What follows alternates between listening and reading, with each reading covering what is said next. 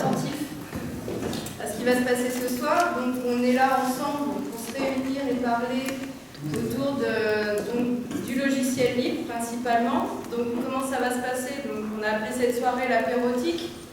TIC, c'est pour technologie de l'information et de la communication. En fait, c'est les nouvelles technologies, pour faire court, l'informatique et tout ce que ça englobe.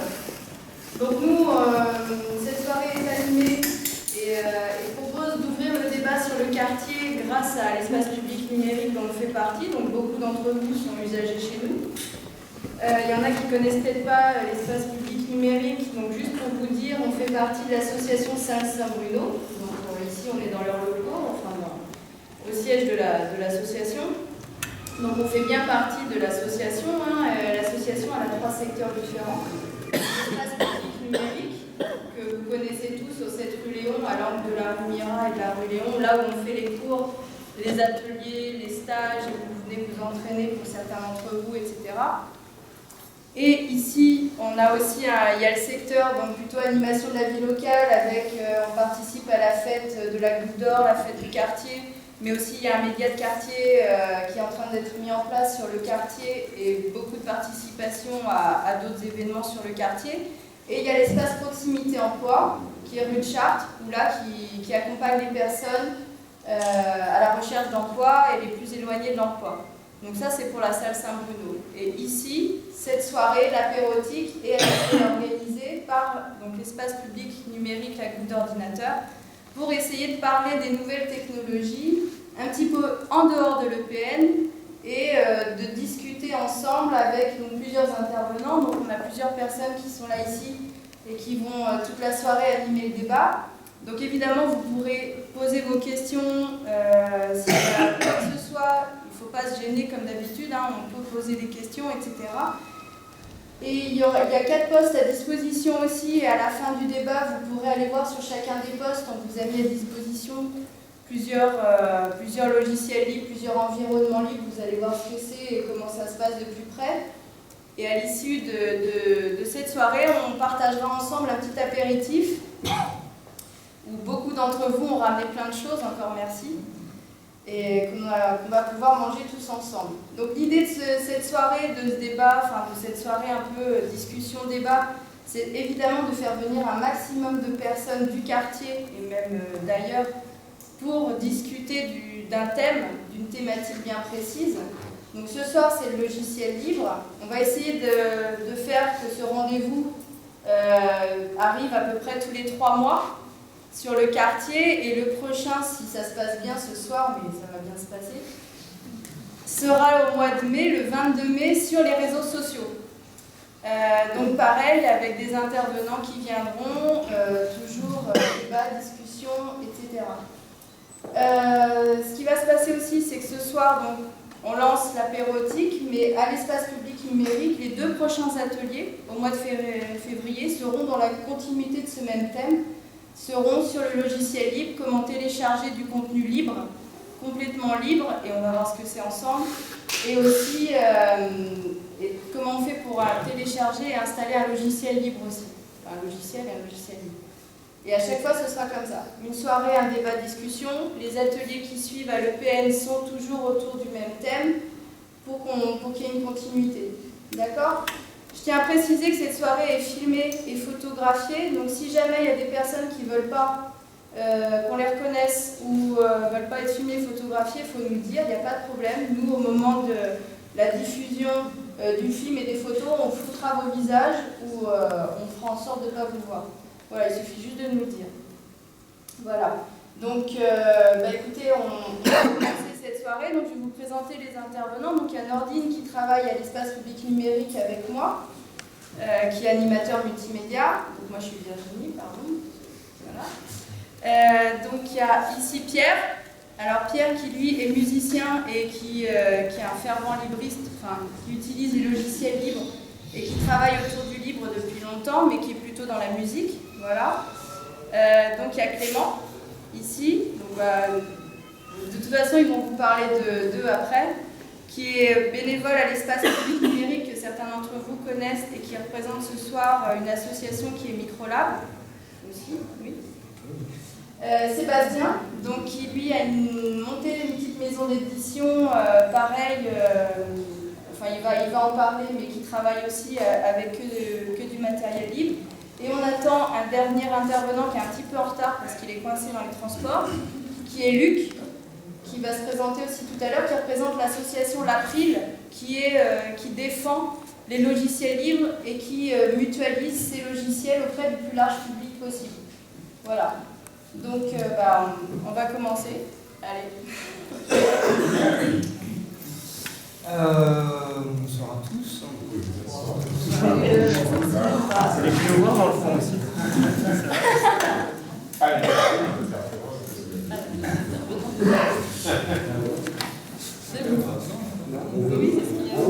C'est libre.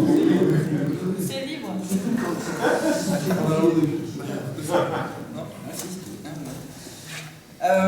Donc, première chose en fait, avant de s'intéresser de plus près au logiciel libre et à tout ce que ça inclut, on va explorer très rapidement un petit peu l'histoire de l'informatique, parce que c'est quelque chose qui est profondément lié, qui est lié à la fois donc, aux évolutions technologiques, mais aussi aux évolutions sociales, culturelles et même philosophiques.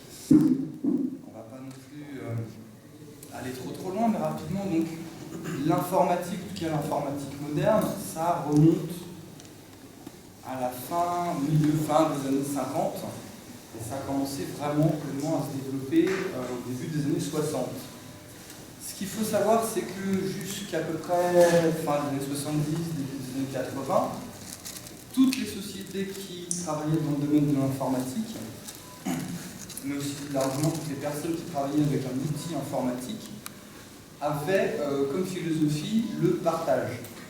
Donc, quand on travaillait sur quelque chose, quel que soit le sujet, on partageait avec d'autres usagers de l'informatique des informations, des données, vraiment toutes sortes de choses.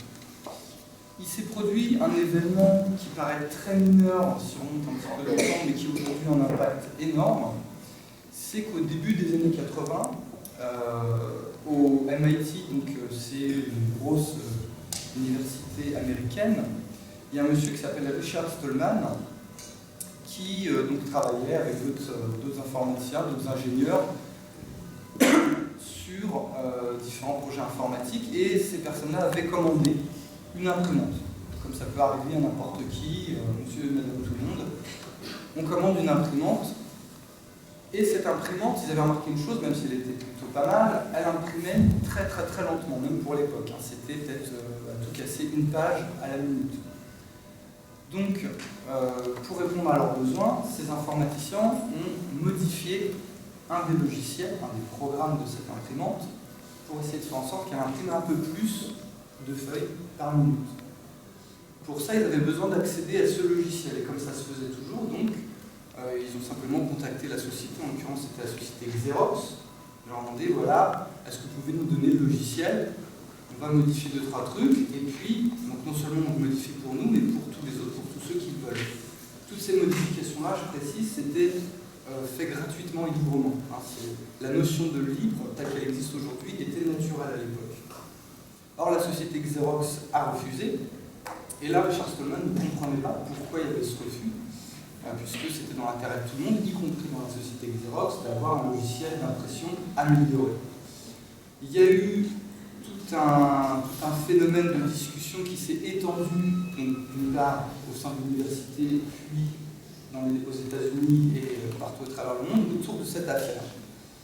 Très rapidement, Richard Stallman et d'autres personnes se sont aperçus d'une chose, c'est que l'outil informatique était en train d'être privatisé, à la fois par des entreprises, mais aussi par, plus communément, des personnes qui les utilisaient, des usagers plus ou moins lambda. Et la notion de partage, de liberté, de circulation de l'information informatique, ce genre de choses, était en train d'être restreinte. Donc ce monsieur-là, Richard Stallman, au fil des mois et au fil des années, a créé une fondation qui s'appelle la Free Software Foundation, qui n'est pas très connue en tant que telle, mais qui a travaillé sur divers projets, et notamment un système, ce qu'on appelle un système d'exploitation qui s'appelle Unity. Alors le système d'exploitation, vous connaissez très certainement, Beaucoup de gens qui utilisent des PC aujourd'hui utilisent Windows. Ou des personnes qui utilisent des Mac utilisent macOS. Ça, ce sont des systèmes d'exploitation. Donc un système d'exploitation différent, et surtout différent parce qu'il était libre. C'est-à-dire que tout à chacun, des entreprises, des associations, des organismes d'État, n'importe qui pouvait utiliser ce logiciel, et peut d'ailleurs encore toujours, comme bon lui semble, en modifier toute partie du contenu, le partager avec d'autres, etc. Donc il y a eu ce premier événement majeur qui est apparu donc, au début des années 80 et apparu donc, dans le même temps une espèce de, on va dire franchement un combat entre d'un côté donc, le logiciel libre qui autorise ses utilisateurs donc à beaucoup de choses, en fait énormément de choses, et de l'autre ce qu'on appelle le privateur, c'est-à-dire un logiciel et aussi un environnement matériel qui va restreindre ses utilisateurs, qui va vraiment les enfermer dans quelque chose. Dans les années 90, il y a un autre monsieur qui à l'époque était un tout jeune homme, qui s'appelle Linus Torvald, qui travaillait sur un nouveau système d'exploitation libre, qu'on connaît aujourd'hui sous le nom de Linux. Et ce monsieur-là, donc, a récupéré une partie des informations du système d'exploitation GNU, ce qui donne aujourd'hui le système d'exploitation GNU Linux. À partir donc, des années 90, donc, de la création de Linux et du système GNU Linux, et plus largement de la démocratisation d'Internet, puisqu'Internet, contrairement à une idée reçue, c'est un très vieux réseau qui date de 62, 64, quelque chose comme ça. C'est à l'origine un réseau militaire américain. Donc à partir de ce moment-là, se sont développées toute une famille de logiciels libres. Donc des logiciels pour écrire du texte, pour aller sur Internet, pour envoyer des mails, pour faire du dessin, etc. Ou de la musique, ou de la vidéo. Alors, en fait, tout ce qu'on veut, mais également des œuvres libres. Donc des œuvres libres, des films libres, de la photo libre, de la musique libre, et ainsi de suite. Je ne vais pas t'interrompre, mais il y a deux points, je pense, importants à souligner sur la spécificité de l'informatique dans ces questions-là. Le premier, c'est que cette idée de partage, elle est née en informatique, donc de dire tout le monde peut copier ce que je fais, tout le monde peut le distribuer, tout le monde peut le modifier, regarder à l'intérieur. Et aujourd'hui, c'est en train de s'étendre à plein d'autres domaines. C'est ce qui a commencé à esquisser l'ordi et ce que raconteront mieux que moi les autres intervenants. Mais c'est qu'il y a des personnes qui ont dit, si on le fait avec des logiciels, pourquoi est-ce qu'on ne peut pas le faire avec ma musique? Pourquoi est-ce qu'on ne peut pas le faire avec mes films, etc. Et là, du coup, alors qu'avant le réflexe était de dire c'est ma création, ça n'appartient qu'à moi et personne d'autre n'a le droit de la modifier ou d'en avoir, de la diffuser ou des choses comme ça, c'est en train de changer aussi parce que c'est plus facile de communiquer vos créations, comme c'est dématérialisé. Copier un fichier, ça ne coûte rien. Vous venez avec votre clé USB, je mets votre fichier dessus, vous repartez avec. C'est très simple et ça ne coûte vraiment rien du tout. Donc aussi, grâce à l'informatique, cette idée-là de partage commence à se répandre sur plein d'autres sujets. Donc, comme je vous l'ai dit, que ce soit vidéo, musique, texte, etc., ça peut être n'importe quoi. Et donc, il y a des personnes qui ont développé des licences. C'est-à-dire, licence, c'est ce que vous avez le droit de faire avec. Là, on parle des logiciels avec des licences libres, c'est-à-dire, vous avez le droit de copier, modifier, etc. Ça, c'est le premier point, mais je ne suis pas le mieux placé pour en parler. Le deuxième, que je connais un petit peu mieux, c'est qu'en réalité, un logiciel, vous ne pouvez pas contrôler tout ce qu'il fait. Il faut un certain niveau, c'est quelque chose d'extrêmement compliqué, un logiciel. Il y a plein de niveaux d'abstraction, si vous voulez. Vous voyez quelque chose et vous ne savez pas comment ça fonctionne derrière. D'accord? Et comme c'est compliqué, on peut restreindre l'utilisateur. On peut le restreindre de plein de façons. Si vous prenez l'exemple d'un tournevis, si je vous vends un tournevis, je ne peux pas vous dire, vous pouvez ne démonter que les meubles de ma marque avec. Non, le tournevis, vous en faites ce que vous voulez. Même à la limite, vous pouvez même détourner son usage, vous pouvez penser à faire un trou dans le mur ou n'importe quoi. C'est votre tournevis, vous faites ce que vous voulez. Par contre, un logiciel, c'est possible de le faire. Je peux vous vendre un ordinateur avec dedans certaines restrictions qui font, je ne sais pas, vous ne pouvez pas utiliser votre ordinateur en Chine. Ou alors que vous ne pouvez pas mettre tel type de clé USB dessus. Vous ne pouvez pas brancher tel clavier. Ou vous ne pouvez pas, j'en sais rien, vous ne pouvez pas l'ouvrir vous-même pour changer une pièce à l'intérieur. Ça, c'est possible avec l'informatique, parce que c'est quelque chose de très riche, où il y a plein de niveaux de contrôle, et là, il y a beaucoup de sociétés privées aujourd'hui qui s'amusent à faire des contrôles de plus en plus durs, c'est-à-dire que vous ne êtes plus libre d'utiliser le matériel comme vous voulez. Vous ne pouvez pas brancher, peut-être que demain, vous ne pourrez pas brancher votre casque sur un MP3 d'une marque haute que la marque du casque. C'est possible de faire ça. C'est possible de faire. Techniquement, aujourd'hui, c'est possible, c'est fait dans certains domaines. On en parlera avec les DRM notamment. Mais c'est quelque chose qui commence à arriver. Et ça, c'est aussi une spécificité du logiciel. Alors que le logiciel libre, justement, c'est dire non, c'est ouvert, vous pouvez en faire ce que vous voulez, c'est vous qui êtes libre d'utiliser ce matériel-là de la façon dont vous souhaitez. Donc effectivement, et à partir de, le fondement de ce fonctionnement-là, ce sont les règles du logiciel libre.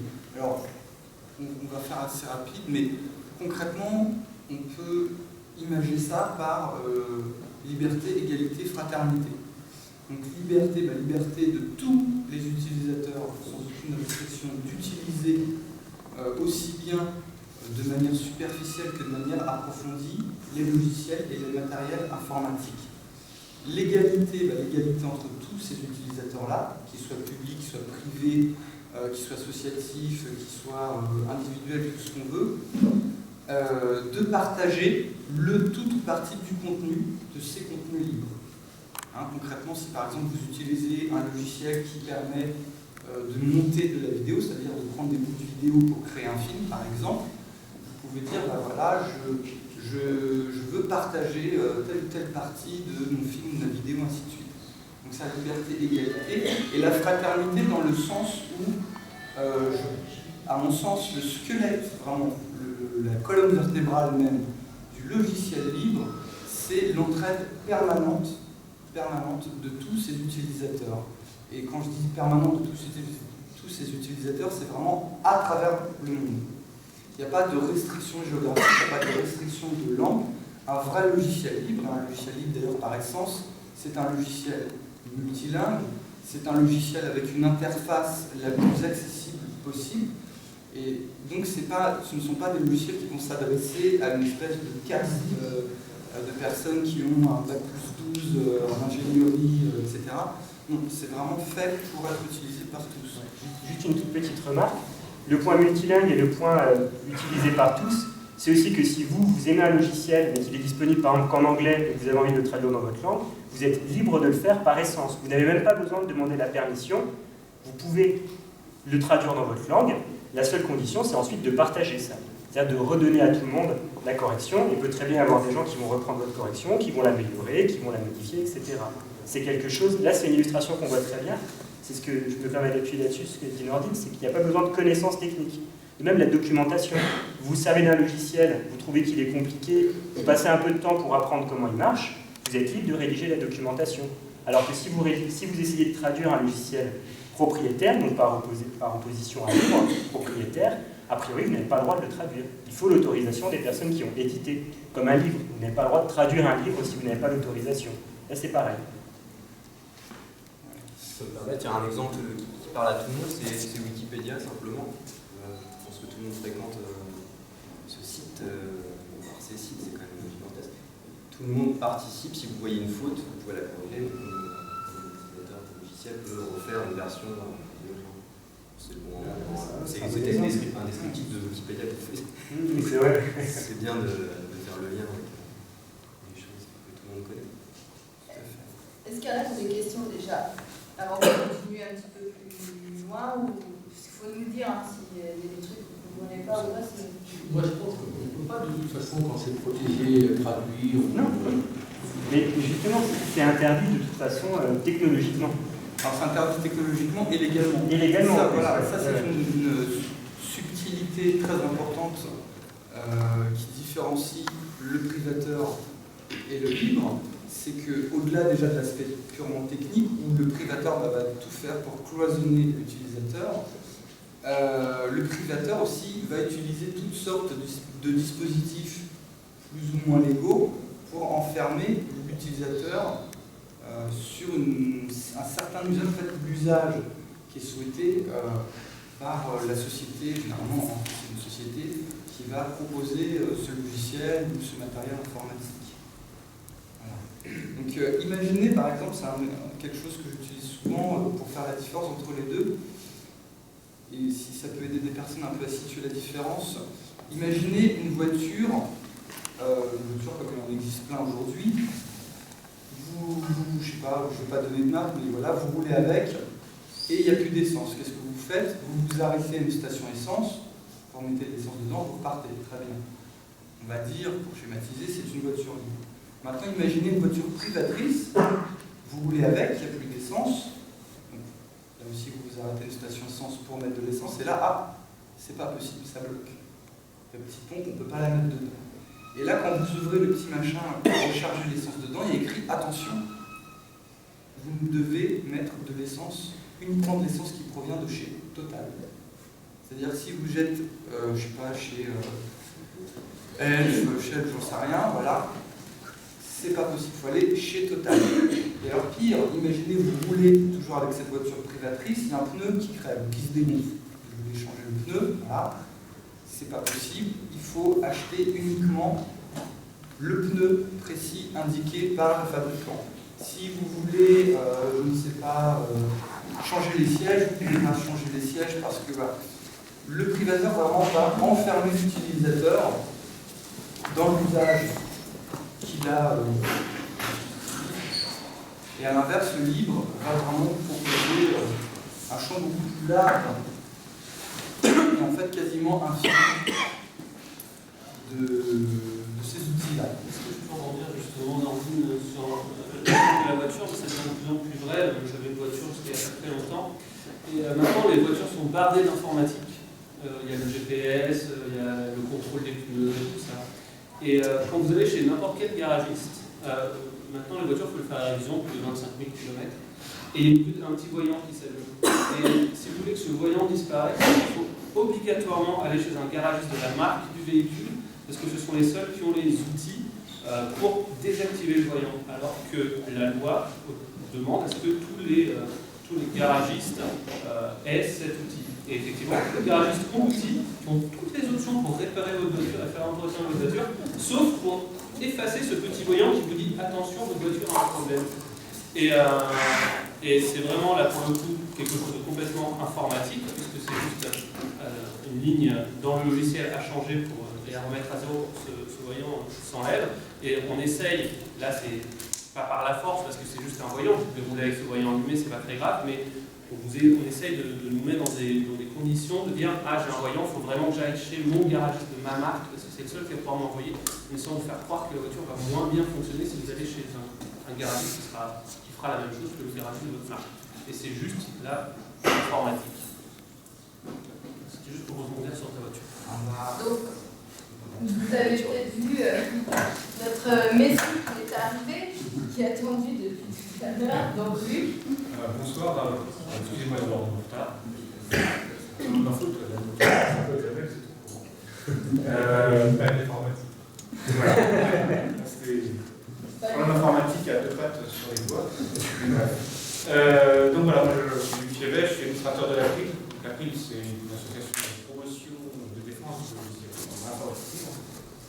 On est une association nationale, une grosse association, on est 5 000 membres, on a 400 entreprises et 3 parlements. C'est une association qui existe depuis 15 ans environ et qui a une portée, disons, plutôt politique. Alors, on n'a pas de candidat, on n'est pas un parti, on ne soutient pas un parti en particulier, mais les moyens qu'on a réussi à mettre en œuvre nous permettent d'entretenir des compétences juridiques. Donc, on a des personnes qui ont des formations de juristes, etc., pour suivre tout ce qui se passe au niveau des lois. Également faire du travail institutionnel, donc aller embêter les députés, les élus, les administrations, et aller poser des questions sur ces questions, enfin sur ces sujets de logiciel libre pour essayer de faire avancer ces sujets, à la fois sur le côté production et sur le côté défense.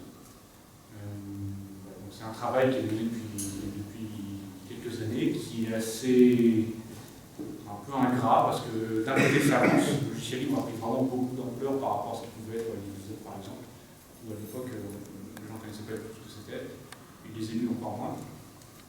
Mais il reste encore énormément de travail, parce que dans notre vision des choses, on est rattaché à Richard Stallman, qui est un peu la personne dont vous avez déjà parlé, qui est un peu formaliser les principes du logiciel libre, et qui dit que les principes du logiciel libre, de l'informatique libre, c'est la question de la liberté des utilisateurs.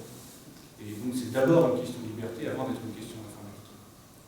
Et ça, c'est quelque chose qui aujourd'hui est un message qui n'est pas encore tout à fait rentré dans l'esprit de là, puisque on aura l'occasion d'en discuter, je pense. Mais l'informatique, ça peut être tout autant un outil pour vous, pour faire communiquer et réaliser de grandes choses, mais ça peut être également, quand il est contrôlé, un outil de domination, de contrôle. Et notre propos, il est là, il est de dire que les utilisateurs doivent être maîtres de l'informatique.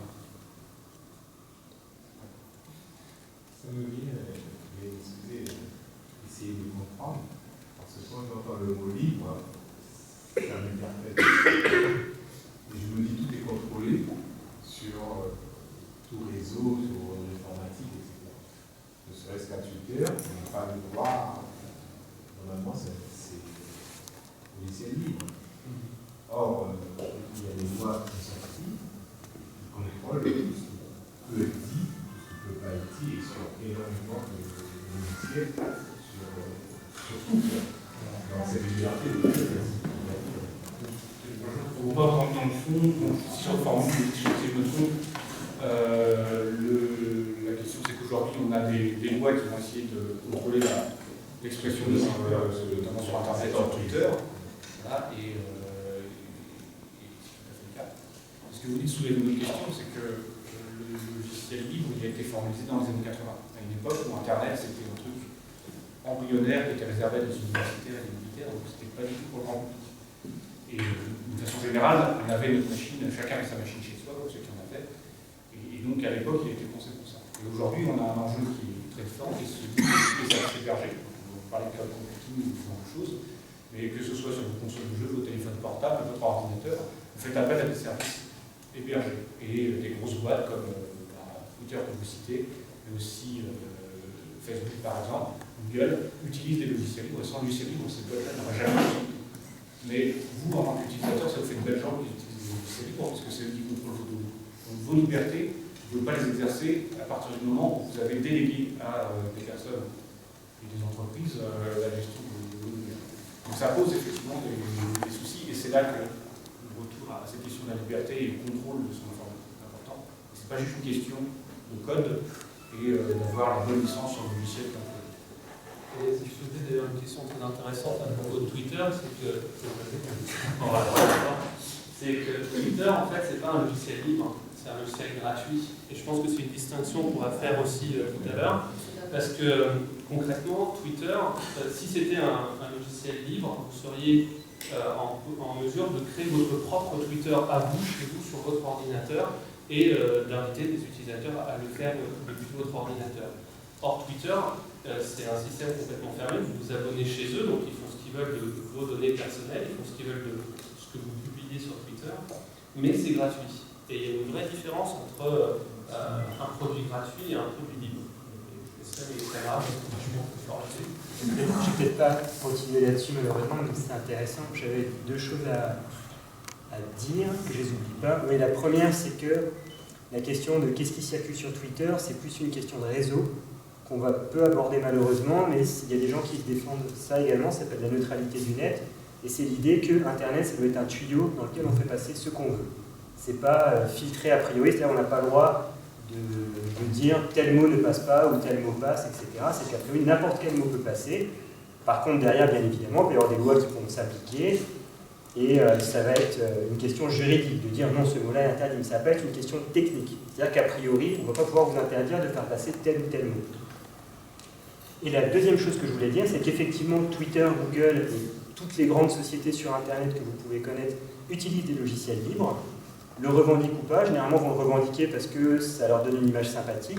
Mais ce qu'il faut voir aussi, c'est qu'eux, ils ont plein d'employés, une grosse puissance, beaucoup d'argent, et ils contribuent aussi au logiciel libre, puisqu'ils y sont obligés. C'est-à-dire que s'ils apportent une amélioration, généralement, ils doivent la redistribuer à tout le monde, en faire profiter toute la communauté. Et ça, c'est quelque chose qui est quand même à mettre à leur crédit, c'est que ça peut leur arriver de faire progresser certains logiciels en faisant des dons. Parce que le logiciel libre marche aussi beaucoup avec des dons. Et des grosses sociétés comme ça peuvent dire, nous on utilise tel logiciel libre depuis longtemps, on en est content. Soit on le développe nous, soit on l'améliore nous de notre côté, mais on peut aussi décider de donner de l'argent à une fondation pour qu'eux puissent employer des gens pour faire continuer à vivre ce logiciel-là. Et c'est peut-être, en fait, je viens de faire la jonction sans faire exprès, avec ce que tu disais tout à l'heure, c'est que Donc libre et gratuit, c'est pas la même chose, mais il y a aussi ce qu'on appelle une économie du logiciel libre, puisque le logiciel libre, ça arrive souvent qu'il soit gratuit, pas toujours, mais ça arrive. Mais c'est aussi parce que ça va être une économie du don. Tout comme là, moi ici, je suis bénévole, c'est-à-dire que je viens donner de mon temps, et ben, en rentrant chez moi, je peux très bien passer un quart d'heure, une demi-heure, ou même 3 jours, à traduire un logiciel, ou à faire sa documentation, ou à l'améliorer sur un petit quelque chose, ou aller sur un forum pour apporter de l'aide à quelqu'un, ou à corriger Wikipédia, c'est aussi une autre façon de voir les choses. Et c'est aussi une économie du don, c'est-à-dire que les gens offrent. Et le logiciel libre, c'est des choses qui sont offertes à la communauté. J'ai fini. Si vous avez d'autres questions pour relancer ou... Cécile. C'est pas qu'une économie du don, ça peut pas être viable à long terme. On peut pas, enfin, une société, si on fait que du don, ça ne marche pas. Si on fait que du don, ça ne marche pas. Alors, moi j'ai peut-être un élément de réponse, c'est que la seule chose qui est nécessaire pour distribuer un logiciel libre, c'est un ordinateur et une connexion Internet. Donc c'est des coûts très très très faibles. Je veux dire, presque tout le monde aujourd'hui a une connexion Internet et un ordinateur. Et après, sur l'économie du peut-être que Luc, tu connais ça mieux. Donc la question c'est là, voilà, c'est vous dites que juste en fonctionnant avec le don, ça ne va pas être pérenne, ça ne peut pas fonctionner de façon efficace. Alors sur la question de l'économie, déjà, on a une vision. J'aime bien parler de l'économie comme la discipline qui va étudier les échanges et pas juste être centré sur la question de l'argent, même si évidemment c'est absolument fondamental dans l'économie, mais ça part d'abord des choses. Dans la notion de libre n'est pas gratuit, il y a quelque chose, une vision, une interprétation qu'on peut faire également, j'aime bien, qui est de dire que si quelqu'un, un développeur, fait un logiciel sans être payé en argent, c'est qu'il se paye avec autre chose. Et c'est par exemple une chose qui arrive assez souvent, il y a des gens très naïvement, actuellement la mode est à l'open data, l'idée c'est de faire un peu comme le logiciel avec les données. Et dans le cadre de mon travail, je me suis retrouvé dans une réunion où il y avait des gens qui faisaient une étude là-dessus et qui disaient on constate qu'il n'y a pas d'applications qui ont été développées avec les données qui ont été mises en accès libre, qui soient vraiment sérieuses, bien finies, etc. Et c'est extrêmement naïf parce que quelqu'un qui veut développer un logiciel libre, il ne le fait pas gratuitement dans le sens où il doit le faire parce qu'il trouve une gratification. Cette gratification, elle peut ne pas être financière, mais ça peut être un étudiant qui veut se faire la main, apprendre et donc du coup développer un logiciel. Ça peut être un informaticien qui veut apprendre un nouveau langage et du coup je dis je vais m'appeler à une tâche pratique et je me mets au boulot. Et une fois qu'il a pris son langage, il ne va pas nécessairement maintenir ce logiciel ou peaufiner pour que ce soit quelque chose d'absolument nickel et autre chose. Après ça, dans l'informatique libre, il y a plein de développeurs qui sont payés avec du vrai argent pour développer. Parce que leur entreprise a intérêt à ce que ce logiciel libre fonctionne bien. J'ai en tête par exemple Debian, qui est une des plus grosses distributions de Linux, donc c'est le système d'exploitation, si vous pouvez mettre à la place de Windows par exemple. Donc c'est vraiment quelque chose d'assez gros, c'est entièrement libre, et là-dedans vous pouvez vous trouver plus de la moitié des développeurs, 60 ou 65% des développeurs, puis c'est un peu de tête, sont payés pour ça, parce que leur entreprise utilise ce système d'exploitation. Vous en avez dans leur produit qu'ils vendent à des clients, ils ont intérêt à ce que ce truc-là marche bien. Alors l'entreprise, de son point de vue, c'est vachement intéressant parce que soit elle emploie des dizaines d'ingénieurs supplémentaires pour avoir son propre système d'exploitation et c'est pas viable, soit elle s'appuie sur quelque chose qui est partagé avec d'autres entités et elle va mettre une ou deux personnes là-dessus pour travailler. Et souvent, on a cette vision de l'éditeur qui va faire un logiciel et qui va essayer de vendre, et à mon sens, l'intérêt économique par rapport à l'entreprise, notamment du logiciel libre, il est plutôt inverse. C'est que ça permet à des entreprises de développer des services sans partir de zéro. Et ça leur permet également, en les utilisant, d'avoir des gains de productivité qu'elles n'ont pas. Juste pour faire un parallèle un peu, peut-être un peu bancal, et je crois que je vais te griller ce que tu le parallèle que tu voulais faire tout à l'heure, c'est comme un peu demain, si j'ai envie de manger demain soir, je peux aller chez Picard, ou n'importe qui, je sais que je marque comme ça au hasard, mais et effectivement, si demain Picard n'a plus d'argent, je ne pourrai plus acheter mon hachis parmentier complet. C'est ce qu'on pourrait appeler privatif. Donc si jamais plus personne ne bosse chez Picard, Picard s'effondre, j'ai plus de hachis parmentier. Le côté du livre, c'est qu'on partage la recette, c'est-à-dire que je peux aller sur un site comme Marmiton ou n'importe lequel, et je vais avoir ma recette de hachis parmentier, et rien ne va m'empêcher de dire si la personne qui a mis la recette de hachis parmentier n'aime plus la cuisine ou est morte, sa recette elle va rester, et je pourrais moi aller rajouter en disant mettez un peu moins de sel, mettez un peu plus de trucs comme ça. Et aujourd'hui, on constate qu'il y a un essor des sites comme ça, dits communautaires, où on partage des éléments et où chacun, il y a une sorte d'émulation entre qui mettra le plus de recettes, qui mettra la meilleure recette, ou qui fera la meilleure des choses, ou le meilleur article Wikipédia. Et j'ai l'impression, si je me trompe, que dans le livre, c'est à peu près la même chose. C'est-à-dire que les gens vont aller développer des logiciels parce que ça leur fait plaisir, parce qu'ils vont être peut-être reconnus dans leur communauté. Et je pense que c'est toujours un peu une question comme ça de j'ai envie de faire du bien à ma communauté, j'ai envie de partager ma recette de cuisine parce qu'elle est vraiment meilleure que celle de la voisine, ou parce que je trouve que ma grand-mère fait les meilleurs pot-au-feu du monde et que je veux le faire partager à tout le monde. Et chez les développeurs dans le livre, c'est pareil. Je veux améliorer ce logiciel parce que je trouve que je peux le rendre meilleur. J'ai quand même une question. Autant une recette de cuisine, si la personne qui l'a décrit fait une mauvaise recette, ben, je mangerai quelque chose de mauvais. Mais si un logiciel est modifié et mis à la disposition de tous et il est complètement, on va dire, buggé ou quelque chose même dangereux, qui valide?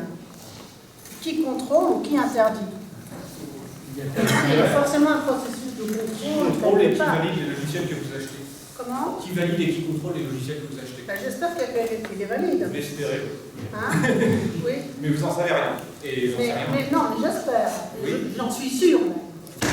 Oui, j'en suis sûre. D'accord. Oui, j'ai 40 ans d'informatique derrière moi. Ouais. Et si personne ne l'a réglé avant, ça m'inquiète, je vais arrêter.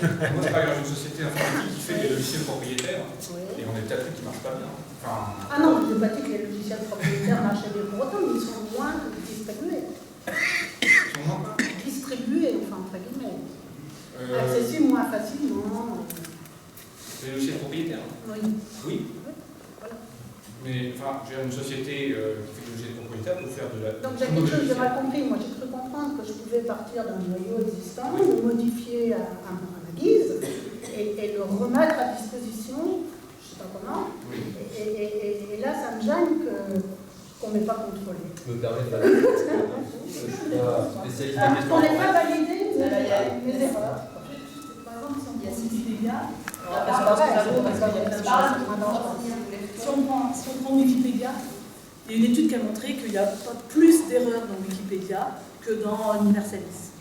C'est-à-dire que quelque chose de fermé comme Universalis va avoir des erreurs aussi, même si elle a été vérifiée. Et quelque chose comme Wikipédia qui est vérifié par tout plein de monde a des erreurs, mais pas plus. Cette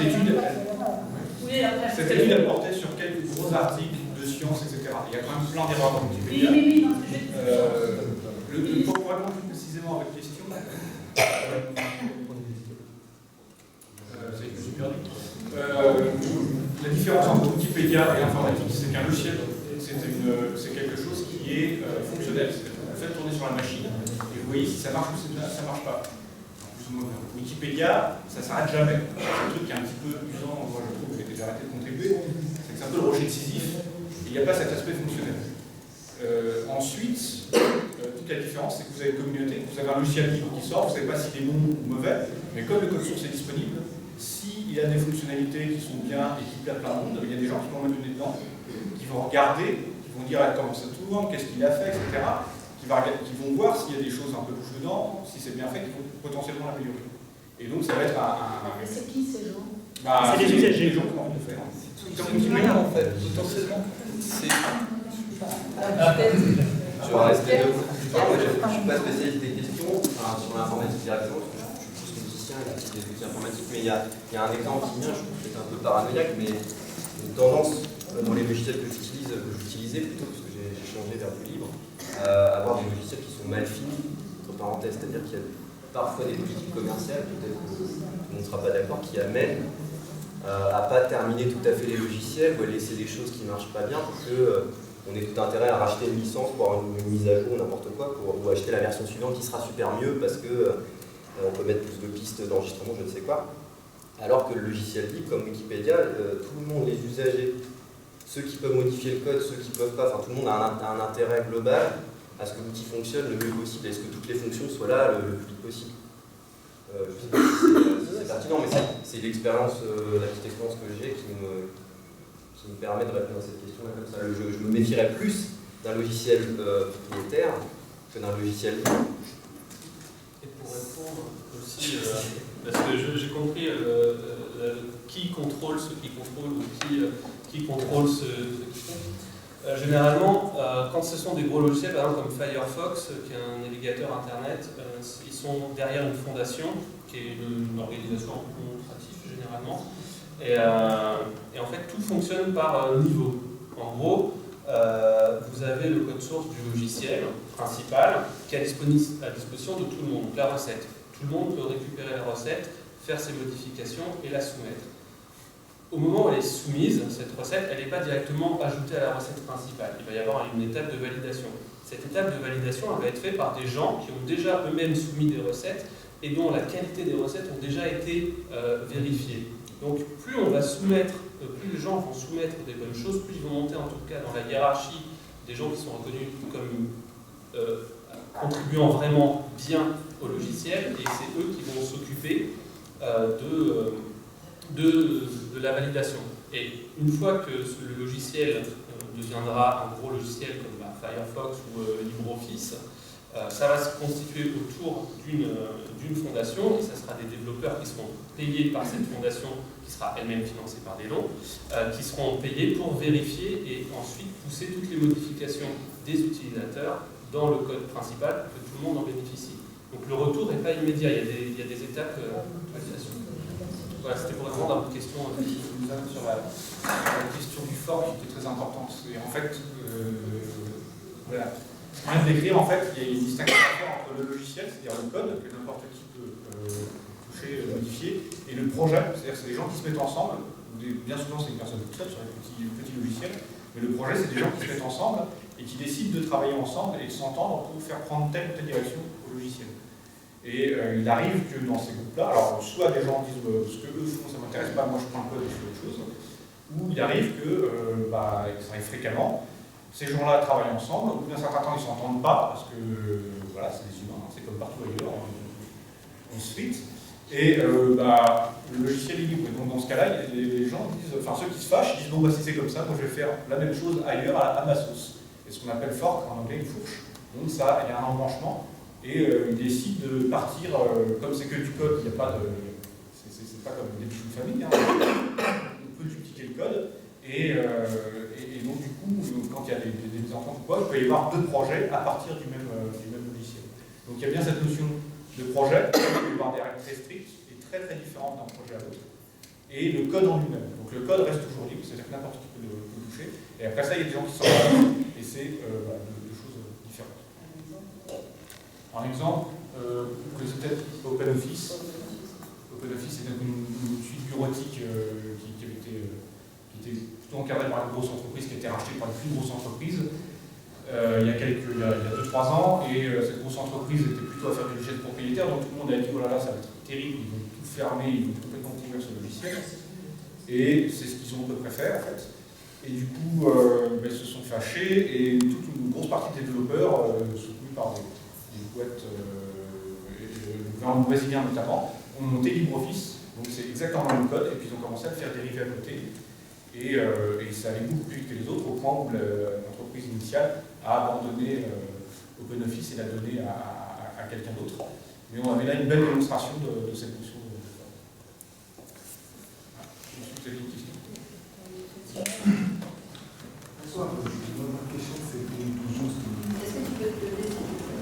c'était pour les systèmes d'exploitation libre, il faut faire des formations pour pouvoir les utiliser. Parce qu'une personne lambda ne peut pas les utiliser comme Debian, SUSE, Linux, Unix.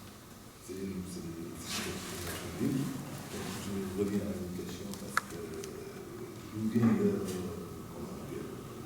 Est-ce que vous pouvez parler un peu plus fort? C'est-à-dire qu'il y a des systèmes d'exploitation libres. Il faut faire une formation pour pouvoir l'utiliser. Ça dépend de lesquels. Vous avez un système, Linux comme Ubuntu, qui est connu pour être qui s'installe plus facilement qu'Windows. Il faut connaître. Sur Ubuntu, moi j'ai fait des installations, j'ai pas eu moi je suis pas informaticien, et j'ai pas eu besoin de rigoler des choses. Alors il reste aujourd'hui un point faible sur ces systèmes d'exploitation, c'est en fonction du matériel que vous avez dans votre machine. C'est-à-dire qu'aujourd'hui, les constructeurs de matériel, ils font des pilotes, des drivers, comme on dit, pour Windows, pour Mac, parce que évidemment, il y a beaucoup d'exemplaires en circulation, et il est quand même bien rare qu'ils se fatiguent à faire des pilotes pour des systèmes Linux. Du coup, on peut effectivement avoir à l'occasion des problèmes en fonction du type de matériel qu'on a. Je pense que certains usagers, je te coupe juste rapidement, certains usagers ici qui viennent à l'espace public numérique ont pu constater, notamment je pense à Léonore et tout, quand vous allez au fond, à l'espace public numérique, donc, en fait on a 12 ordinateurs à disposition, il y en a 8 sous Windows, 1 sous Mac et 3 sous Linux, d'accord? Et donc les personnes quand elles viennent s'entraîner, parfois sont sous Windows, parfois sont sous Linux, parfois sont sous Mac. Est-ce que vous, là je vais vous interroger directement, Léonore ou même Marie-Claire ou autre, est-ce que vous avez eu du mal, enfin est-ce que vous trouvez que c'est plus compliqué d'être sur les ordinateurs au fond qui sont sous Linux ou Windows, les autres? Oui, c'est plus compliqué. Là où nous sommes, c'est plus compliqué. C'est plus compliqué, mais est-ce que vous avez été formé plus spécialement que sous les autres? Non. Et est-ce que vous arrivez quand même à faire des choses aussi? Bah, lève-toi.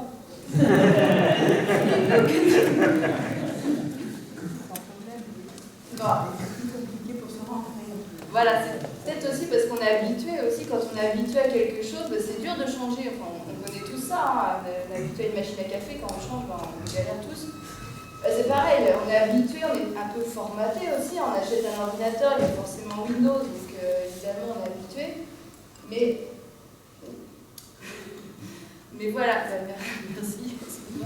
Mais voilà, c'est aussi, enfin, je pense pas qu'il faille plus de formation à proprement parler sous ces systèmes-là, mais en effet, c'est un changement, donc faut, bah, voilà, qui dit changement dit c'est une autre façon de faire, c'est une autre habitude à apprendre, mais on peut quand même utiliser les deux aussi, à l'EPN aussi, on a les ordinateurs, certains on appelle en dual boot, ça veut dire qu'ils ont les deux systèmes d'exploitation, Linux et Windows, et on change un petit peu quand on a envie. Si on veut un peu faire des choses sur l'un, on passe sur l'autre, etc. Donc ça, c'est un moyen aussi de ne pas se renfermer qu'à l'un ou l'autre. On peut aussi choisir et avoir les deux, par exemple. Oui. Quel intérêt de donner comme ça dans le plateforme? Alors, je voudrais juste dire une première chose par rapport à ce qui vient d'être dit. Oui. C'est très important, ce qu'il faut bien garder à l'esprit, c'est qu'à l'heure actuelle, l'immense majorité du matériel informatique mis à disposition du grand public, c'est-à-dire si vous allez dans des enseignes de grande distribution, dans des boutiques spécialisées, à peu près n'importe où, sont soumises à ce qu'on appelle de la vente forcée. Concrètement, vous n'êtes pas obligé d'acheter tel ou tel ordinateur, on est d'accord, c'est absolument pas une obligation. Mais quand vous achetez tel ou tel ordinateur, je vais être très gentil quand je veux dire dans 99% des cas, vous avez dessus tout un ensemble de programmes, de logiciels, dont un système d'exploitation qui vous est imposé. Vous n'avez, en tout cas, lorsque vous achetez, vous n'avez pas le choix de votre environnement d'utilisation. Donc là, pour rebondir sur ce que monsieur disait tout à l'heure, c'est plus compliqué, il faut une formation. Non.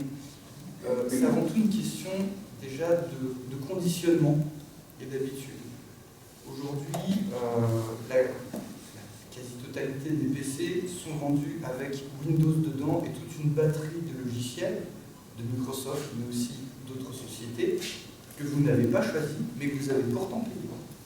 Quand vous dépensez, je dis n'importe quoi, 500 € dans un PC, vous n'avez pas, les 500 €, c'est pas la machine que vous avez achetée. Et dans ces 500 €, il y a une somme plus ou moins importante, là ça dépend des ordinateurs, mais il y a au moins 100 € sur ces 500 € que vous avez dépensé pour acheter des logiciels que vous n'avez jamais choisis. Combien de personnes parmi celles qui sont là sont venues nous voir, et combien de personnes qui ne sont pas venues nous voir ont déjà été confrontées à ce type de problème en disant « Mince, là j'ai un logiciel qui me demande ça, lui il s'active quand je fais ça, j'ai jamais demandé d'utiliser ces logiciels. » Donc tout ça est affaire de conditionnement. C'est pareil d'ailleurs pour Mac, un Mac c'est pas mieux, sur certains points c'est même pire. Où là, quand vous achetez un Mac, vous avez tous les environnements et tous les logiciels de chez Apple. Donc tout ça, en fait, finalement, c'est pas une question de formation, c'est pas une question de compétence, c'est simplement de l'usage. Quelqu'un qui n'a jamais utilisé l'outil informatique, et c'est ce que vous voulez dire Virginie tout à l'heure avec les deux dames qui sont ici, quelqu'un qui n'a jamais utilisé l'outil informatique, et si on le met pour la première fois entre les mains, que ce soit du Windows, du GNU Linux, du Mac ou ce qu'on veut, c'est pareil, la personne va découvrir quelque chose de nouveau et donc elle va s'adapter, elle va le prendre en main. Mais après, ce qui est important, c'est vraiment le passage d'un environnement à l'autre. Donc il y avait une question. Enfin, Hélène. Moi, je voulais répondre à la question. C'était la question à quoi ça sert d'avoir les deux. Voilà. Et après, il y aura Fatima qui attend depuis tout à l'heure. Alors, un truc tout bête, par exemple, j'ai un téléphone, il fonctionne qu'avec Windows ou avec un Mac. Et si moi je veux utiliser Linux et que je veux, pour des raisons ou une autre, synchroniser mon téléphone, je vais être obligé d'utiliser Windows. Donc, concrètement, il y a beaucoup d'utilisations comme ça où certains logiciels, certains appareils photo, certains téléphones, certains outils techniques qui sont utilisés dans le travail nécessitent d'avoir Windows ou Mac. Et ça sert à ça de pouvoir mettre les deux. Comme ça, on peut rester, on n'a pas besoin sur Linux si on préfère être sur Linux, et basculer sur Windows quand c'est nécessaire ou sur Mac quand c'est nécessaire. Windows sur Linux, ça apporte quel avantage? C'est une idée, c'est un débat aussi, mais est-ce qu'il y a une plus-value par rapport à ce que vous n'avez pas c'est versus de l'université? Alors, comme je disais très justement tout à l'heure, Luc le disait très justement en présentant la thème, c'est qu'au-delà des aspects purement techniques, il y a un fondement essentiel, c'est la liberté de l'utilisateur. L'exemple que je vous donnais tout à l'heure avec votre voiture, si vous considérez que rouler avec une voiture qui vous oblige à aller uniquement à telle station essence pour mettre de l'essence dedans, qui vous oblige à acheter uniquement telle marque et tel modèle de voiture, de roue de voiture pour changer des roues, si vous considérez que ça, c'est pas problématique. C'est vraiment l'essentiel, c'est de se dire, voilà, qu'est-ce que je préfère, moi, en tant que personne, en tant qu'individu, au-delà de toute considération professionnelle, tout ce qu'on veut. Est-ce que l'outil que j'utilise, l'outil que j'ai théoriquement acheté légalement, dire on a tous les ordinateurs qu'on a chez nous, c'est éventuellement souvent c'est des ordinateurs qu'on a achetés en toute légalité. Est-ce que vous préférez dépenser de l'argent pour des outils qui vont vous enfermer dans une espèce de prison dorée, de choses comme ça, ou bien est-ce que vous préférez ça, nous sommes moindres, parce que visiblement il y a aussi des considérations financières, pour des outils qui vont vous donner une entière et totale liberté dans l'usage. Après, sur l'usage au quotidien, c'est toujours pareil, et c'est comme tout en fait. On a tous démarré, tout autant voilà. On a tous démarré en découvrant l'informatique. On n'est pas né comme ça avec un usage, voilà. On a appris, on a découvert, on a tâtonné, on a fait des erreurs sur quelque chose. Et l'un des avantages aussi du livre par rapport à ça, c'est que vous avez, comment dire, un soutien, c'est pas un soutien, mais une communauté quand même. Oui, une communauté, mais vous avez en tout cas, par définition, quand vous avez de la liberté dans l'usage, vous allez vraiment pouvoir modeler, voilà, vous allez pouvoir modeler l'usage que vous allez faire de votre ordinateur. Autrement dit, vous ne dépendez pas de ce que votre ordinateur vous permet de faire, mais c'est vous qui choisissez ce que vous allez faire avec votre ordinateur. C'est pas du tout la même chose. Ouais, Juste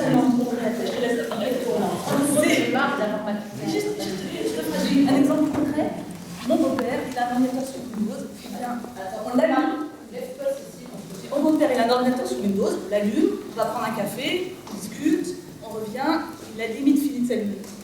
Parce que Windows s'est fermé et qu'il ne sait pas bien paramétrer, il ne sait pas bien faire attention. Et des milliards de trucs qui s'installent, qu'il n'a jamais demandé, et que quand on allume l'ordinateur, ça met un temps infini à se il ne peut pas avoir ça sous quelque chose d'ouvert comme Linux, où c'est pas du tout dans la même philosophie, donc on n'a pas tous ces trucs qui s'installent et qui t'obligent à faire des choses que tu veux. Non, en fait, c'est marrant qu'il y a moi, Cécile, je sais. Non, moi, en fait, j'ai l'impression quand même, bon, moi, je me sers des ordinateurs, mais le logiciel libre, avant aujourd'hui, je ne savais même pas que ça existait. J'ai l'impression que c'est un peu mieux fermé, qui est fait pour les initiés, les informaticiens. Et parce que là, l'histoire, là, avant. Pardon? Est-ce que vous avez fait Firefox? Ouais, le Firefox, je ne sais pas d'où ça vient. Moi, j'ai allumé mon ordinateur, il y a Firefox, c'est très bien. C'est pas si fermé que ça parce que vous utilisez déjà du logiciel. Ouais, mais on ne le sait pas, ça, je ne vais pas vous expliquer. C'est-à-dire qu'il n'y a pas eu de communication et que j'ai l'impression, quand j'ai découvert l'historique qu'a fait Nordi, je crois, ça date depuis les années 80-90, je suis étonnée, jamais eu de communication sur.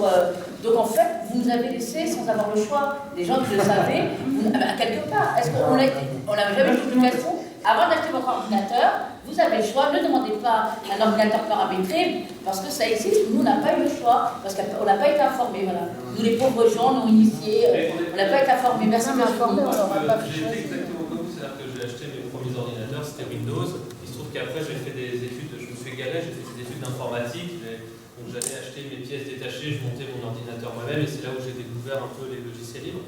Mais effectivement, il y a une différence, par exemple, l'Afrique qui défend le logiciel libre en France, c'est combien d'adhérents? 5000 adhérents. 5000 adhérents. Et vous êtes combien d'adhérents actifs? Enfin, qui représentent la structure pour promouvoir? Vous êtes combien à promouvoir? C'est-à-dire, enfin, on doit avoir en adhérents vraiment actifs une cinquantaine de personnes. Voilà. Maintenant, vous prenez ça en France et vous le comparez à Apple en France et à Microsoft en France qui dépensent des millions d'euros en publicité. Je suis sûr que vous avez tous vu les pubs Windows 8 avec les nouveaux trucs et effectivement ils ont un pouvoir pour atteindre les gens qui est beaucoup plus important que les logiciels libres. C'est un peu le mot de terre contre le mot de terre. Et, du lobbying aussi. À partir du moment où on achète un ordinateur qu'on ne vous donne pas le choix qu'il y a Windows, ils ne vont pas faire de la pub sur les autres qui existent. Les médias, que ce soit télé, les photographies, etc., sont payés par publicité. Et un exemple, il y a un logiciel de 3D qui est un logiciel qui s'appelle Blender, c'est vraiment un logiciel compliqué. C'est un truc qui commence dans les petites entreprises, les PME qui font de la 3D, c'est un logiciel qui serait bon aujourd'hui parce qu'il arrivait à une maturité en tant que logiciel. Vous ne verrez pas un seul article sur Blender dans la presse spécialisée de graphisme. Mais parce que Blender n'a pas de budget de publicité, donc on ne parle pas de Blender dans ces magazines. Or, c'est un logiciel qui est quand même utilisé dans les milieux professionnels. Donc, il y avait Ludovic qui voulait parler, et après, juste, on va bientôt arrêter entre guillemets un petit peu le débat, même si ça va continuer autour des postes d'ordinateur, justement pour ceux qui tout à l'heure s'interrogeaient de savoir qu'est-ce qu'on peut, comment c'est Linux, est-ce que c'est compliqué, tout ça. Là, on a 4 postes à disposition sous Linux. Avec différents programmes complètement libres et vous verrez qu'on peut faire aussi la même chose qu'avec des logiciels privateurs, que ce soit dans le graphisme, dans la musique, dans la mise en page, etc. Donc ça, on vous laissera un petit peu tâter, découvrir. Il y a Pierre qui lui est musicien, vous montrera un petit peu comment il travaille avec le logiciel libre aussi. On va voir Ludo là. C'est encore en tant qu'utilisateur, justement, j'ai pas mal de problèmes, j'ai pas de formation, mais grâce à l'EPN, j'ai appris beaucoup de choses quand même, en échangeant avec d'autres personnes. Donc là, vous avez abordé le problème d'éthique qui m'intéresse directement. Vous avez abordé aussi le problème de l'utilisateur. Justement, j'arrive un petit peu à aller du Mac, l'univers Mac, Windows, et puis, parce que justement, j'avais le problème de boot sur un ordinateur, et grâce à Ubuntu, j'ai enfin un truc qui marche bien. Mais par contre, troisième problème, c'est que quand je travaille avec des entreprises, et quand j'envoie des trucs que je fabrique, je bricole, j'envoie mon dossier, eh bien souvent les personnes n'arrivent pas à lire, parce qu'il y a des problèmes de compatibilité. Ça aussi, c'est quelque chose qui, je me suis retrouvé déjà isolé et perdu des marchés à cause de ça. Parce que je renvoie un truc, j'étais un peu à la bourre, et tout d'un coup, ils ont un truc illisible, inutilisable. C'était un cas de PowerPoint, et justement, le truc ne s'affichait pas, il y avait des fonctionnalités en plus. Donc ça aussi, c'est l'autre limite. Donc il y a tout un problème, à mon avis, d'évangélisation, de communication par rapport à ça. Oui, il y a un truc de communication à faire parce que justement, là, c'est le contraire. C'est-à-dire que pour ouvrir un PowerPoint Microsoft certifié comme il faut payer. Il faut avoir le logiciel que Microsoft a décidé. Par contre, pour envoyer ce que toi t'envoies dans ton format, il ne faut pas payer, c'est gratuit. Et là, pour le coup, c'est Microsoft qui ont une politique de dire on n'ouvre pas ces fichiers-là, alors que ça ne leur coûterait rien. Et je pense qu'il y a même des gens qui ne seraient pas à développer ce genre de choses gratuitement pour eux. C'est eux qui disent non, on veut rester fermé, on ne veut pas partager là-dessus. Et juste sur un autre truc sur les avantages du logiciel libre, par rapport à la question que vous avez posée tout à l'heure, c'est vrai qu'il y a une question de liberté, d'éthique, on va dire. Moi, c'est ça qui m'a poussé à m'intéresser au logiciel libre au début. C'est juste que j'avais pas envie de payer une licence Windows. J'avais pas envie parce que, pour des raisons politiques, vraiment, parce que c'est une grosse société, parce que j'avais pas envie de leur donner de l'argent. Du coup, j'ai installé ça par curiosité, en me disant, ça va moins bien marcher, il va falloir que je me débrouille, etc. Aujourd'hui, je suis certainement un peu militant, mais je fais beaucoup plus de choses avec Linux que ce que je pourrais jamais faire avec Windows. Et c'est pas des choses compliquées, c'est ouvrir un mail, envoyer un mail, éditer un document, faire un peu de mise en page, faire un peu de son. Il y a plein de choses que je peux faire très facilement avec Linux, où je sais que sous Windows, ça serait plus compliqué. Mais juste un dernier truc, les deux ne sont pas opposés. C'est-à-dire que sous Windows, vous pouvez installer plein de logiciels libres. Il ne faut pas non plus concevoir, ça répond peut-être aussi à la question que vous posiez tout à l'heure sur la formation, il ne faut pas voir ça forcément comme un pas gigantesque. Vous pouvez, c'est ce qu'on va vous présenter ici dans les différents postes, il y a plein d'alternatives de logiciels propriétaires qui existent en libre. C'est-à-dire que si vous voulez éditer du son, il y a des logiciels libres qui existent, mais vous pouvez installer sous Windows. Vous pouvez utiliser Blender, vous l'utilisez sous Windows, vous n'êtes pas obligé de passer sous Linux. Et donc ça peut aussi être une transition progressive vers le monde Linux, c'est pas forcément quelque chose de binaire. Je n'utilise que des privateurs ou je n'utilise que des libres. Parce que heureusement, sur Windows et comme sur Mac, vous pouvez toujours installer des logiciels libres aujourd'hui. Donc vous pouvez faire les choses très progressivement. D'ailleurs, à l'EPN, c'en est un exemple. Quand on est sous Windows, on utilise pour beaucoup que des logiciels libres, mais on est quand même sous l'environnement Windows. Donc on a quand même les deux. On n'est pas complètement libre et pas complètement privateur. Voilà, c'est un peu chacun aussi dans ses usages et ses pratiques peut aussi s'approprier plutôt l'un que l'autre, etc. Mais nous, pourquoi aussi à l'EPN, on a décidé plutôt de valoriser les logiciels libres, comme on l'a dit tout le long de la soirée, c'est une question de valeur aussi, c'est de pouvoir mutualiser, partager ces programmes aussi, et que tout le monde, parce que pour beaucoup ces logiciels sont aussi gratuits, c'est que tout le monde puisse s'équiper, avoir ça chez soi, sans payer plus cher en tout cas. C'est ça aussi nous qu'on veut mettre en avant, c'est-à-dire que tout le monde peut avoir un ordinateur avec un environnement où on peut faire plein de choses, traitement de texte, mail, même un peu plus loin dans les usages, sans payer, sans forcément, et en défendant des valeurs aussi. C'est aussi ça nous ce dont on voulait vous parler aussi ce soir, c'est qu'on a le choix. Voilà. On a le choix, alors on n'est pas en train de dire qu'il ne faut pas utiliser Windows ou Mac, c'est pas du tout ça. Chacun fait comme il veut, mais c'est d'avoir le choix et de savoir que ça existe. Et que si jamais vous avez encore des questions, évidemment, nous à l'espace public numérique, on peut vous renseigner, vous savez, si vous voulez aussi des questions pratico-pratiques, voilà, pour installer, ou etc. Il y a les 2 ateliers qui arrivent au mois de février, dont le premier c'est le 13 février, mercredi 13, donc dans 2 semaines, de 18h à 20h, sur comment télécharger, donc récupérer et installer un logiciel libre sur son ordinateur, qu'on soit sous Windows ou pas, d'accord? Et le 27 février, il y aura un 2e atelier, donc ouvert aussi à tout le monde, de 18h à 20h, sur comment récupérer du contenu libre. Parce que là, on a parlé des logiciels, mais il n'y a pas que les logiciels, notamment avec Pierre qui va un tout petit peu vous montrer, peut-être vous en parler aussi. Vous en parlez d'abord et après vous montrer. C'est qu'on peut aussi, il y a tout un monde du libre. On parlait des œuvres libres tout à l'heure. Voilà, donc la musique libre, les images libres, les films libres. Donc cet atelier sera comment récupérer du contenu libre. Parce que vous n'êtes pas sans savoir, quand on récupère une photo depuis Internet, la plupart du temps, elle n'est pas libre.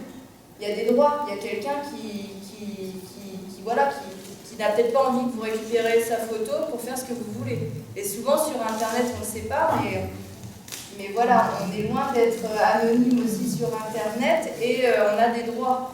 Et si quelqu'un ne veut pas voir sa tronche sur Internet ou pas, il a le droit aussi de le dire, et il a le droit aussi de dire aux autres de ne pas récupérer ses photos. Enfin, voilà, il y a toute une question aussi de droit à l'image, plein de droits différents. Mais voilà, tout ça pour vous dire que cette première soirée, déjà merci d'être venus à tous et toutes. On va vous inviter à aller vous balader sur les postes, parce qu'on va installer le buffet. Il faut arrêter de parler, on va manger aussi. Ce que je voulais dire, c'est que les commerciaux et que la base de tout, c'est faire de l'argent. Lève-toi, Daniel. La base, ce sont des commerciaux et la base de tout, c'est de faire de l'argent. Linux emploie 500 personnes ou 1000 personnes ou 200 ou 100. Il faut faire de l'argent, donc produire constamment. Quand Linux sera parti, il y aura d'autres technologies, et toujours l'argent et toujours la production de la machine, etc. C'est ça. Donc les images que l'on met ou qu'on invente, tout ça, c'est pour le fric, c'est normal. Et pas que pour les fric, effectivement, mais enfin, il faut revenir sur terre, quand même, c'est vrai. Hein. C'est vrai, ça me fait plaisir, hein. Je tape sur Linux, etc. Mais si c'est moi, monsieur Linux, il a commencé à travailler dans la chambre de sa mère, dans la salle à manger de sa mère à 17 ans, hein. Maintenant il a 30 ans, il a fait fortune, hein. Ben, maintenant, bon, bientôt il est milliardaire, ben, il y aura autre chose. Hein. Et chacun essaie d'imaginer exactement de devenir un autre Linux, hein, une autre production, c'est ainsi. Mais nous, ça nous fait plaisir, c'est vrai, parce que ça nous fait... C'est vrai. Mais enfin, la réalité, c'est l'argent. Hein. C'est l'argent et faire marcher, et payer des ouvriers, des ingénieurs, hein, et d'inventer d'autres choses. D'inventer d'autres choses. De rebondir tout le temps, c'est vrai. Mais ça, mais il ne faut pas oublier ça quand même. Oui, l'argent, alors justement, entre les artistes. Non, mais c'est vrai, c'est pas une grosse part de vérité. Les gens qui font du code et qui créent des logiciels, ils ont la même démarche que les artistes qui oui, c'est ça, c'est justement de ne pas être dans l'argent. Oui. La question. Même logiciel. C'est ça, le logiciel. La question, c'est comment on considère la création d'une on va dire, on va considérer qu'un logiciel, c'est une création d'un type musicale, à qui ça appartient et qu'est-ce qu'on veut en faire, c'est ce qu'on va en tirer de l'argent ou pas. C'est pas forcément évident les nouveaux moyens de défendre de la musique. Habituellement, les musiciens, on sait qu'il y a des droits d'auteur et que quand on est diffusé à la radio par la SACEM, on touche de l'argent en tant que musicien sur des diffusions. Depuis un certain temps, c'est plus forcément le cas. Il y a plein d'artistes, dont je fais partie, qui sont en train de quitter les schémas habituels commerciaux, parce que pour plein de raisons, mais principalement par une sorte d'utopie artistique, en considérant comme les Creative Commons, c'est le nom de la principale licence de musique libre. Les Creative Commons, c'est les communs de la création, c'est-à-dire qu'on peut considérer qu'on n'est pas propriétaire de sa création et qu'il y a quand même la paternité, on va dire un tel a mis sur une bande tel son et c'est super, mais il y a une autre dimension, celle du partage de quelque chose qui est quand même qui dépasse les simples intérêts matériels. La musique et l'art en général, c'est quand même une autre. Pour remonter, en fait, moi je me permets juste ce petit parallèle un peu historique et très grand, on parlait d'histoire du livre, mais l'histoire de l'art, dans l'histoire de l'art, il y a eu, c'est très récent le droit d'auteur. Un artiste du Moyen-Âge, il était payé, on ne lui donnait pas de l'argent à chaque fois que quelqu'un regardait une sculpture sur une cathédrale. Le droit d'auteur et le fait qu'on gagne de l'argent sur des diffusions ou sur des diffusions de son œuvre, c'est très récent, c'est le 18e, 19e. Donc ça veut dire que le modèle historique, pardon, je crois que c'est le 18e avec Diderot, justement, c'est les premiers, 17e en Angleterre, en France, c'est plus. Enfin bref, c'est récent par rapport à l'histoire de la production des œuvres de l'esprit, en tout cas. Et ça pose une question vraiment intéressante par rapport à la création artistique. Et je sais plus où je voulais en venir par rapport à ça. Finalement, voilà, quand on conçoit sa création artistique ou le logiciel qu'on va mettre au service des gens, il y a quelque chose de généreux là-dedans qui dépasse les intérêts économiques. Et je pense que c'est le cas pour beaucoup de gens. Il y a beaucoup de musiciens, moi je parle pour ce que je connais, qui sont pas au courant, qui ne sont pas au fait de cette question-là, et qui se retrouvent un peu par défaut affiliés au système SACEM, pas forcément à la SACEM, mais qui sont dans le système nécessairement de rétribution sur les droits d'auteur et tout ça. Par schéma habituel, si vous voulez, il faut aller chercher les Creative Commons, il faut avoir une expérience négative, c'est mon cas, avec la SACEM, ou avec le système